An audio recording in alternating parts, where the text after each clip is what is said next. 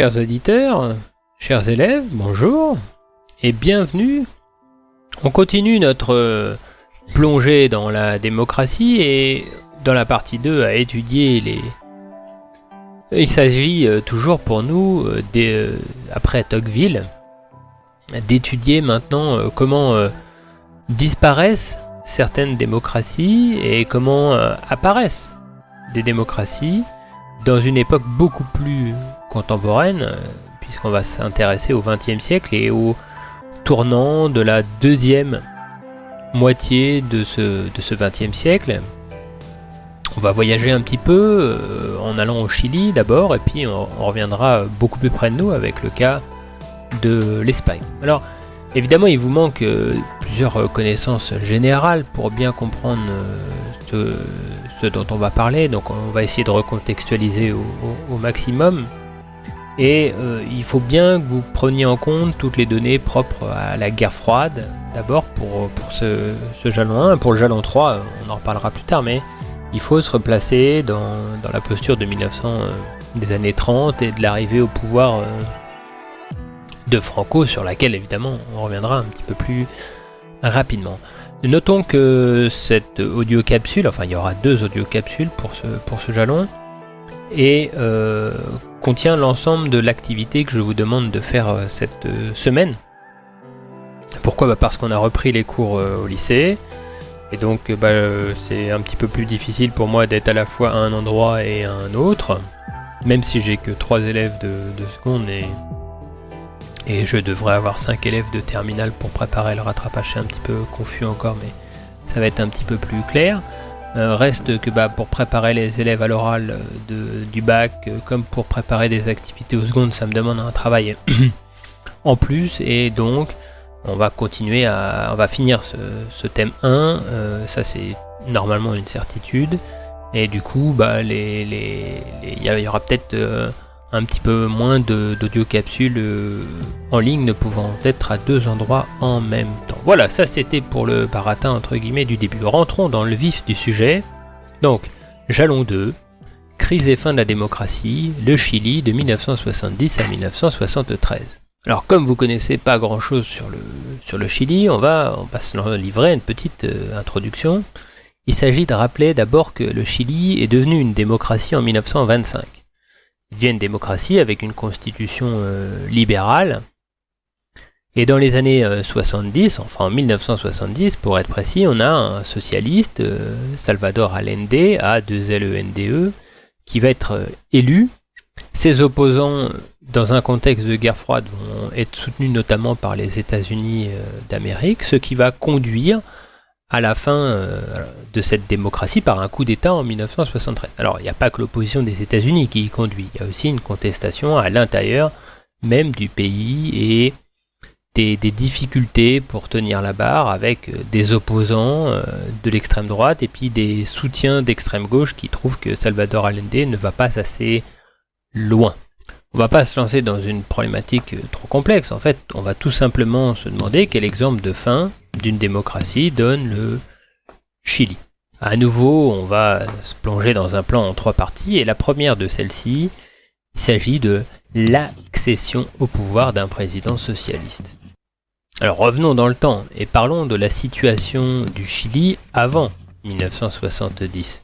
On l'a dit en introduction, le Chili est devenu une démocratie en 1925, et ce Chili a une vie politique normale, entre guillemets, c'est-à-dire qu'il y a des élections et des changements de majorité, et que ça se fait sans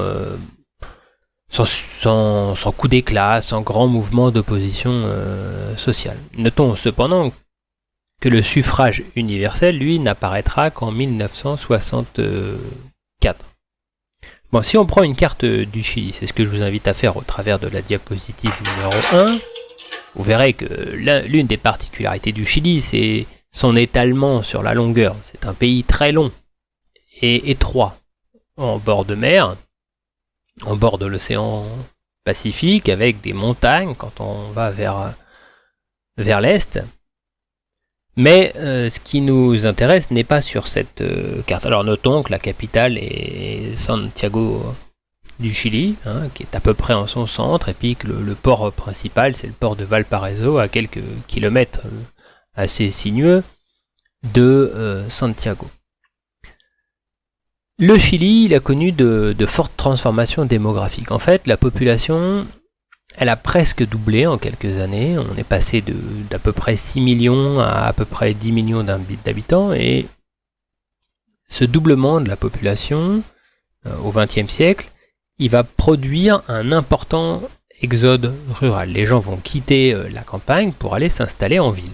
Et évidemment, il y a une ville dans laquelle cet exode rural est encore plus fort, c'est dans la capitale à Santiago. Une capitale qui très rapidement va compter presque un tiers de la population totale du Chili.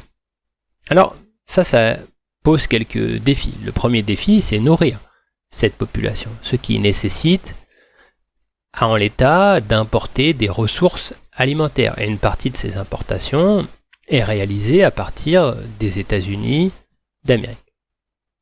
Autre donnée, la dette nationale. La dette nationale, elle, augmente. Or, presque la moitié de la dette nationale est contrôlée par les États-Unis d'Amérique. Ça, c'est encore quelque chose qu'il faut retenir. Donc avant les quelques années de Salvador Allende, son règne est bref, on va le voir, on a un président de centre droit qui s'appelle Frei Montalva, qui veut entamer une réforme agraire qui est quand même plutôt favorable aux paysans et aux ouvriers, mais qui soulève l'opposition des grands propriétaires terriens. Deuxième point, le Chili dans le contexte géopolitique de l'Amérique latine et de la guerre froide. Là, on arrive sur un point important. On a déjà abordé l'histoire d'une certaine façon, on a abordé les questions propres à la géographie, et il nous reste finalement la géopolitique et les sciences politiques à aborder. En fait, à partir des années 50 et surtout dans les années 60, on observe en Amérique latine et centrale une multiplication des régimes autoritaires. On peut prendre l'exemple du Guatemala et du Paraguay, par exemple, qui connaissent ce tournant en 1954, du Nicaragua en 1956, la République dominicaine comme le Honduras en 1963, la Bolivie, le Brésil en 64, l'Argentine en 66, le Panama et le Pérou en 68. Alors, c'est facile, parce que, facile entre guillemets. C'est BB, PP. Bolivie, Brésil, 64, Panama, Pérou. Donc on peut GPN, GPNRH, BB, A, PP. Il y a des moyens mémotechniques parfois de retenir. Il ne vous est pas demandé ici de retenir tout cela. Donc tous ces pays là que je viens de vous citer, eh bien en fait, ils vont devenir des régimes autoritaires, bien souvent sous le contrôle d'une junte militaire. Alors une junte, comment on peut définir ce qu'est une junte ? Je vous le donne. Dictature militaire contrôlée par des officiers. En fait, les officiers, ce sont des chefs militaires qui sont issus de l'armée. Et puis, en opposition à ces régimes, on a Cuba. Cuba qui, en 1959, connaît aussi une révolution castriste, et qui aboutit à la mise en place d'un programme socialiste. Donc on a deux modèles politiques ici qui se font face et qui ne reposent pas du tout sur les mêmes données. Et ce tournant cubain, il a généré des inquiétudes de la part des États-Unis d'Amérique. Pourquoi ? Parce que, c'est pas le propos du cours ici, mais les intérêts américains et des entreprises américaines vont être contrariés. Il y a beaucoup d'investissements de la part des États-Unis qui sont réalisés à Cuba. Or, le président cubain, il va nationaliser tout cela, le pétrole, le milieu du tourisme notamment. Alors, il y avait aussi l'intervention de la mafia. La mafia et Cuba, c'était une donnée à prendre en considération aussi. Et puis s'ajoute la crise des missiles. En réalité, des lampes de lancement, il n'y a jamais eu de missiles nucléaires à Cuba, mais grâce à l'aide de l'URSS, l'île était en train d'être d'être équipés, et ça c'est une réponse en fait à une opération militaire qui visait à renverser le pouvoir de Fidel Castro, une contre-révolution organisée par la CIA qui aboutit à un échec lors de l'épisode dit de la baie des cochons. C'est le lieu où ont débarqué les forces contre-révolutionnaires, et cette opération n'a pas marché du tout. Troisième point, l'arrivée au pouvoir au forceps de Salvador Allende. Alors les forceps, c'est un outil, entre guillemets, qui permet d'accoucher un petit peu plus en force qu'à l'usage. C'est une sorte de pince avec lesquelles on va essayer d'extraire le nouveau-né. En fait, c'est une façon de dire que ça passe, mais ça passe un petit peu juste. Voilà, c'est peut-être une expression un petit peu familière que certains pourront à juste titre critiquer, et je pense qu'on peut trouver un meilleur titre. D'ailleurs, si vous trouvez un meilleur titre, n'hésitez pas à m'en proposer un. Ça enrichira l'ensemble.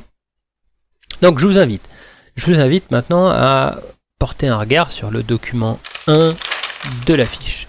Ce document, vous l'avez aussi en diapositive, en couleur, dans le cahier de texte électronique. C'est quoi? Eh bien, c'est un petit graphique, enfin un graphique c'est pas le mot le plus approprié, un organigramme qui nous présente la composition de l'UP. L'UP, c'est l'unité populaire. C'est quoi? Une coalition de gauche qui est mise en place pour l'élection d'Allende. En fait, on a plusieurs partis de gauche comme de centre-gauche qui vont se réunir. Donc ça va du Parti communiste à la gauche chrétienne. Et la création de l'UP, et ça c'est une date à noter dans notre cahier en rouge, elle a lieu en décembre 1969, fin 1969.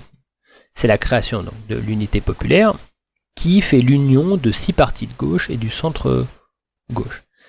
En fait, elle est rejointe, cette organisation, à partir de 1970, par des partisans de la gauche, de la démocratie chrétienne, qui vont rejoindre l'UP. Et l'UP, elle va choisir un candidat pour l'élection présidentielle, issu des rangs du Parti socialiste, Salvador Allende.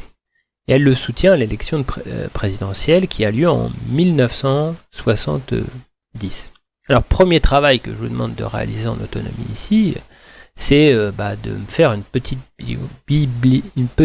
biographie de Salvador Allende. Alors, là, il ne s'agit pas de raconter la fin de sa vie, c'est-à-dire au moment où il arrive à être président, c'est quoi son parcours avant? C'est ça qui nous intéresse ici, puisque la suite, c'est le cours qui va la raconter. Mais d'où il vient? Il est né où? Dans quel milieu? Il a quoi comme parcours? Il a fait quoi comme études? C'est quoi ses positionnements politiques? C'est ça qui est important de le faire. Donc en 5 lignes, ça suffit, pas besoin de s'étaler davantage sur la question. L'élection, elle a lieu le 4 septembre 1970 et elle aboutit à des résultats qu'on peut qualifier de mitigés. Salvador Allende, il va sortir en tête. Il sort en tête avec 36,3% des voix. Le deuxième, Jorge Alessandri, le candidat de la droite, Jorge Alessandri Rodríguez, il est à 34,9% des voix. Vous voyez que l'écart, il n'est pas conséquent. Et puis il y a un troisième candidat, Radomiro Tomic, ou Tomic, je ne sais pas comment on dit exactement, TOMIC, de la démocratie chrétienne, qui lui va faire 27,8% des voix. Donc, voilà le résultat de l'élection. Bon là, normalement, il y en a 2-3 qui se disent, bah oui, mais le deuxième tour alors. Bah non, il n'y a pas de deuxième tour. C'est l'une des particularités du régime démocratique chilien, peut-être sa faiblesse, mais il y a un seul tour. Et s'il n'y a pas de majorité absolue à l'issue de ce seul tour, c'est le Congrès, à savoir le Parlement, qui doit choisir entre les deux candidats les mieux placés, lequel il retient.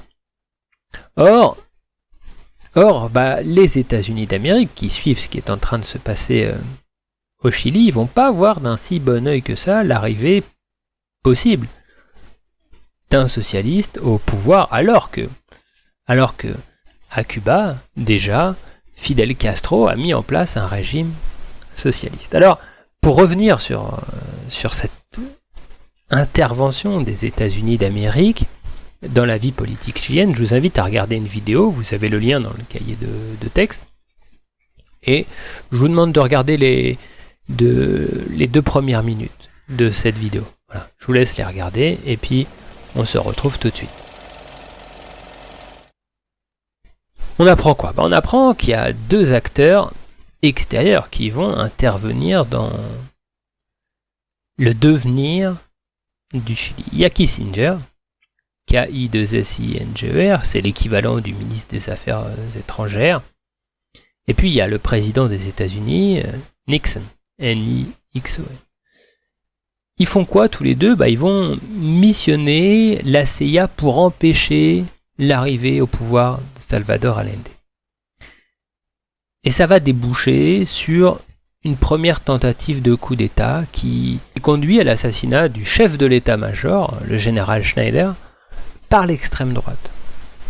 Le général Schneider, lui, c'est un militaire et il était favorable au respect de la procédure démocratique. Or, l'idée des États-Unis, c'était de demander au chef de l'état-major de pencher pour l'autre candidat, pour Jorge Alessandrini Rodriguez, comme la Constitution le permettait. Et lui, il disait non, pas question que je me mêle, et donc il va être assassiné, enfin, il va être enlevé pour ça, et comme vous l'avez entendu, la CIA n'avait pas directement dit vous faites ça. La CIA, elle envoie de l'argent et elle ferme un petit peu les yeux finalement pour du moment qu'à la fin ça soit son candidat qui l'emporte.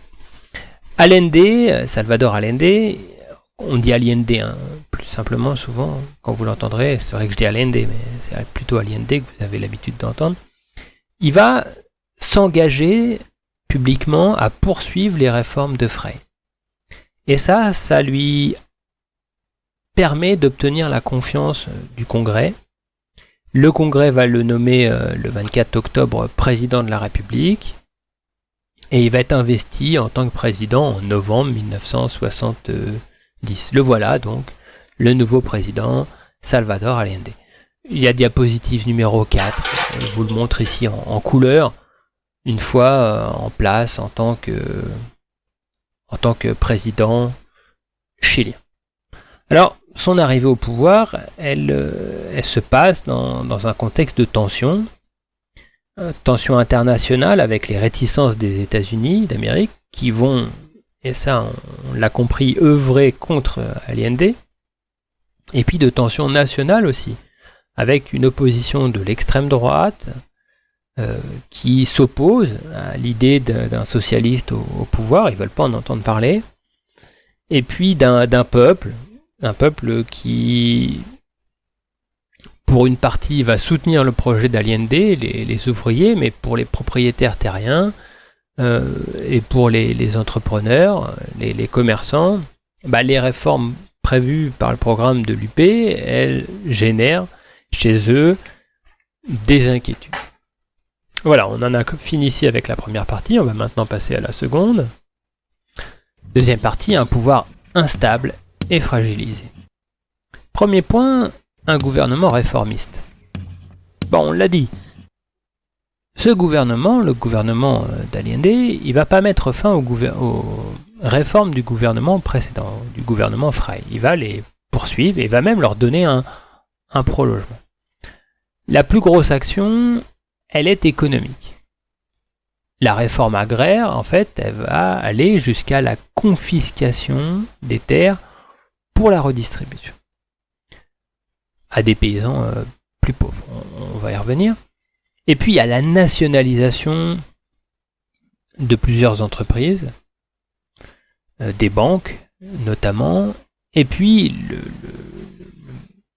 la plus grosse des nationalisations, la nationalisation symbole, c'est celle des mines de cuivre.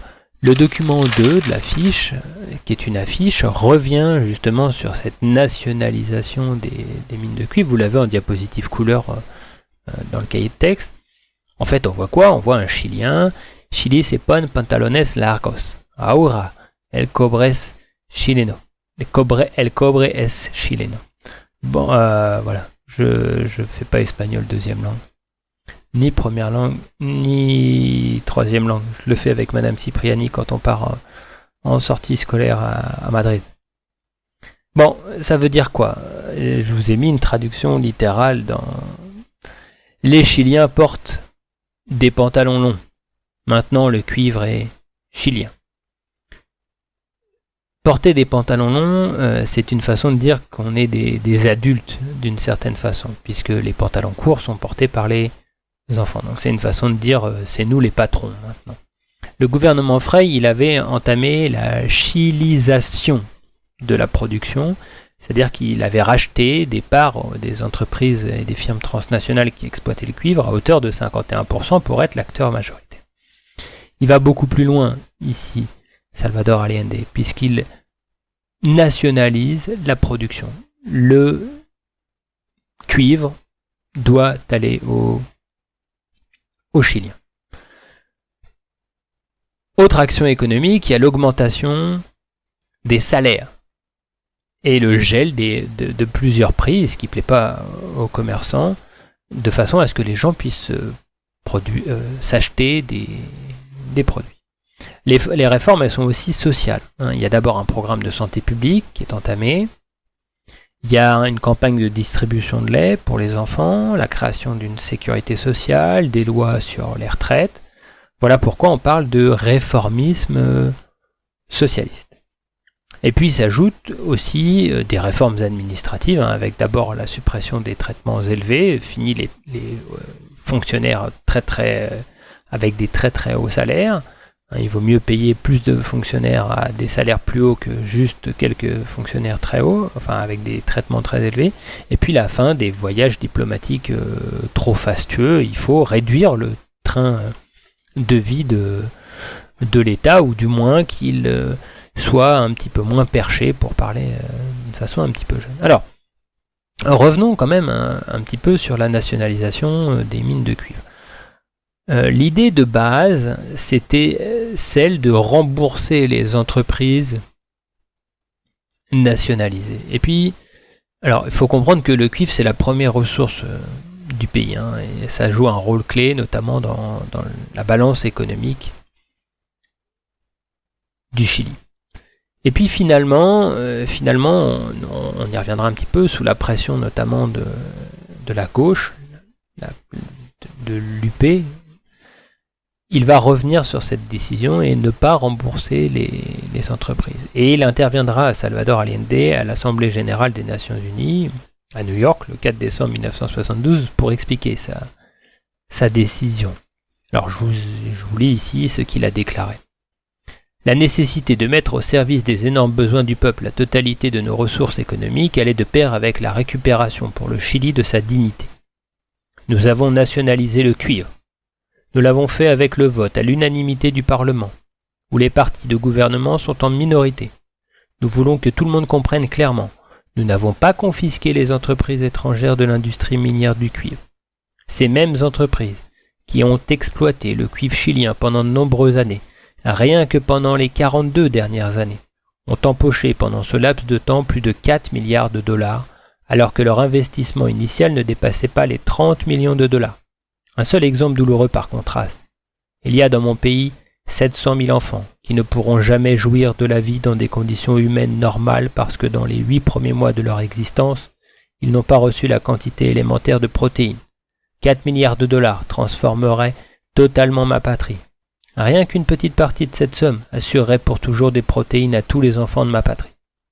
Voilà, donc il justifie par le bien-être social de sa population le fait que non, il ne remboursera pas ces entreprises, alors que c'était quand même le projet initial. Bon, ces programmes réformistes et ces nationalisations d'entreprises qui sont notamment des entreprises états-uniennes, eh bien évidemment, ça ne plaît pas du tout aux États-Unis d'Amérique. Vous avez la réaction de Kissinger qui vous est donnée dans votre livre, c'est le document 4 de la page 60, que je vous invite à lire maintenant. Voilà, vous avez lu ce texte. Vous mettez pause, sinon, hop, vous lisez le texte et vous revenez. Il y a un tournant diplomatique aussi. Le tournant diplomatique, c'est que le Chili, il va rétablir ses relations avec Cuba. Cuba, c'est l'ennemi des États-Unis d'Amérique. C'est-à-dire que cette décision, elle va pas plaire aux États-Unis, elle va pas plaire aux centristes, et elle ne va pas plaire non plus aux conservateurs. Et puis, l'autre tournant diplomatique, c'est que le Chili se place dans une posture où il vise l'indépendance économique et politique. Bon, alors, le bilan de ces réformes. La première année, c'est une année d'euphorie. Le PIB augmente de 8,3%, on a une augmentation de la production industrielle et de la consommation, et on a une diminution du chômage. Ce qui fait que au moment des élections municipales, on a une victoire électorale de l'Union populaire. Deuxième point, un équilibre difficile. Le document 3 de la fiche, qui est extrait d'une caricature qui fait la une du journal Cambalache, montre la fragilité du pouvoir de Salvador Allende. Sur cette caricature, il est représenté comme un funambule qui tient un petit parapluie et qui tient sur une pyramide très instable. Avec une légende, l'essentiel dans mon gouvernement, c'est la base. Et la base, ici, elle est quand même décrite comme étant très fragile. Il s'appuie ici, notamment, sur Altamirano, le président du Parti Socialiste, qui est au centre avec ses lunettes. On a Habla Rodrigo, le président du MAPU, l'un des mouvements les plus radicaux, un mouvement d'action populaire unitaire. Et puis on a aussi un personnage que je n'arrive pas à identifier, qui représente sans doute une autre des fractions marquantes de l'Union populaire. Donc on a ici cette caricature, elle date de décembre 1970. Ce qu'il faut comprendre, c'est qu'en fait rapidement, on a une instabilité qui va se dresser et qui vient du camp même du président. Première chose qu'on peut noter, c'est qu'une fois arrivé au pouvoir, on va avoir des membres du MIR qui vont être amnistiés. Le MIR, c'est quoi? C'est le mouvement de la gauche révolutionnaire. C'est le Movimento de Izquierda Revolucionaria. Donc c'est une gauche révolutionnaire et ses membres ils sont amnistiés alors qu'ils avaient fait des choses qu'on pouvait leur reprocher, des actions parce qu'ils avaient agi sans respecter les lois. On a un autre groupe d'extrême gauche, pas le MIR, mais qui va organiser l'assassinat d'Edmundo Pérez Jugovic. Alors je ne sais pas si on dit Jugovic, ça fait un peu un accent yougoslave, enfin yougoslave ça ne veut plus rien dire pour vous, slave on va dire. Donc Edmundo, comme Edmond, Pérez, là normalement il n'y a pas de problème, et Jugovic, Z-U-J-O-V-I-C. Alors c'est qui? C'est pas n'importe qui, il s'agit de l'ex-vice-président et qui a été ministre des démocrates chrétiens. Ce qui entraîne la condamnation de l'action évidemment par tous les partis politiques. Et l'Unité populaire va condamner elle aussi l'action. Mais c'est quand même c'est un groupe de gauche qui l'organise, un groupe d'extrême gauche. Le Parti démocrate chrétien, lui, va demander qu'on désarme tous les groupes extrémistes. Ce qui place d'emblée Salvador Allende ici dans une situation inconfortable. Il vient d'amnistier des activistes de l'extrême gauche, et puis il y a d'autres activistes d'extrême gauche qui vont carrément tuer un opposant politique. Donc la situation, elle est ici déjà tendue, on peut le comprendre. Ensuite, Allende, il veut réformer, il veut continuer à réformer, on a vu les réformes qu'il conduisait, mais il ne veut pas réformer n'importe quoi. Bon. C'est-à-dire que Allende, lui, il veut respecter les institutions, et il veut aussi respecter l'opposition. Et du coup, il est dans un équilibre difficile, ménager la chèvre et le chou. C'est-à-dire ne pas cabrer la gauche de son parti et ne pas cabrer en même temps l'opposition. Alors, prenons deux exemples. On va revenir sur les mines de cuivre, mais revenons d'abord sur une autre réforme, la réforme agraire. On a vu que la réforme agraire, c'était le gouvernement de Frei qui l'avait votée. et elle conduit à l'expropriation des latifundios. Les latifundios, en fait, ce sont les grandes propriétaires foncières agricoles. Or, Allende, il rend effective cette loi. Et ça entraîne une riposte violente. On a des affrontements qui ont lieu entre les propriétaires et les paysans. Donc, en termes de stabilité sociale, c'est raté. Si on prend l'exemple des mines de cuivre, le projet, on l'a dit tout à l'heure, c'était d'indemniser les propriétaires, et des propriétaires qui sont principalement nord-américains. Mais la frange de la gauche la plus radicale, elle veut pas qu'on les rembourse, elle est contre cette idée de remboursement. Ce qui fait qu'au final, Salvador Allende va annoncer, on l'a vu, que les compagnies ne seront pas remboursées. Les alliés de Salvador Allende, notamment la gauche, eh bien, elle trouve qu'il fait trop de compromis. Et la droite, elle s'inquiète. Et les groupes les plus radicaux, ils vont trouver un soutien de poids dans leurs actions d'opposition à Salvador Allende grâce à la Central Intelligence Agency, au service secret des États-Unis d'Amérique. Alors, on va lire tout de suite un texte, un témoignage qui nous vient d'une lettre qui a été traduite par Emmanuel Delgado, qui est cité par Franck Godichaud dans un ouvrage collectif qui comporte des analyses et des documents sur le pouvoir populaire au Chili, qui a été publié en 2013. Et on va comprendre ici qu'Allende, finalement, il a des critiques à la fois de droite et de gauche, et là c'est une critique de gens de gauche. Auparavant, nous craignons de voir le mouvement vers le socialisme fléchir et aboutir à un gouvernement centriste, réformiste, démocrate bourgeois. Nous avons désormais la certitude que nous suivons une pente qui nous conduira inévitablement au fascisme. Nous exigeons que le programme de l'unité populaire soit appliqué. 3 ans ont passé, camarade Allende, et vous ne vous êtes pas appuyé sur les masses, et désormais, nous les travailleurs avons perdu confiance. En octobre 72, lorsque la volonté et l'organisation de la classe ouvrière permirent au pays de continuer d'avancer face à la grève patronale, lorsqu'on aurait pu asséner le coup de grâce à la bourgeoisie, vous ne nous avez pas fait confiance.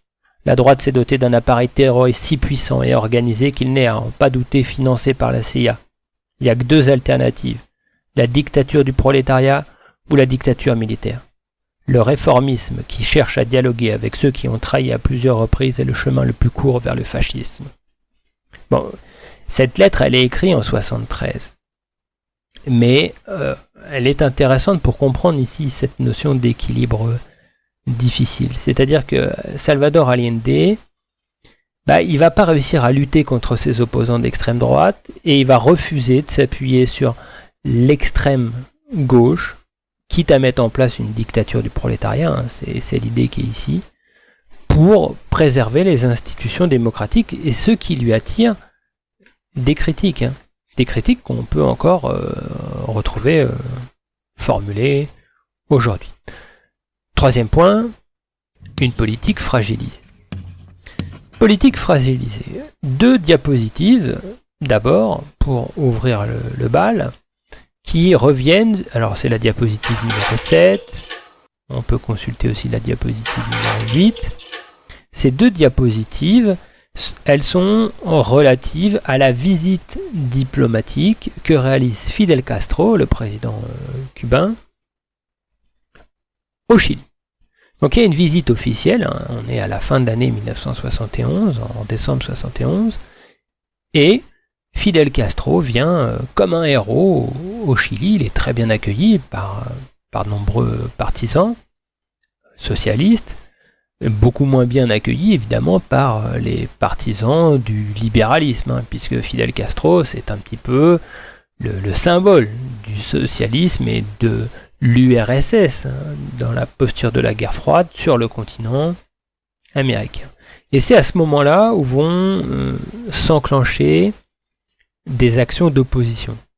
Des actions d'opposition en dehors de tout cadre légal. C'est ça qu'il est important de retenir. C'est-à-dire qu'il n'y a pas de demande d'autorisation de manifestation. Les choses vont commencer à déraper. On peut citer d'abord la marche des casseroles vides. Elle est initiée par l'extrême droite, le groupe Patrie et Liberté, qui est largement financé dans son émergence par la CIA.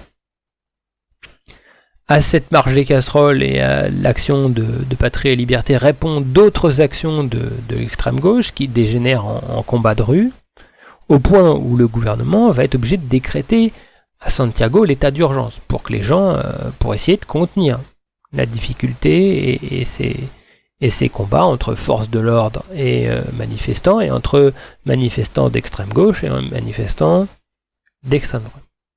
Ensuite, sur le plan institutionnel, cette fois, le Parti démocrate chrétien, il va demander la démission du ministre de l'Intérieur. Donc, on est déjà ici dans une situation de tension politique. Or, la situation, elle va avoir d'autres conséquences, notamment des conséquences économiques.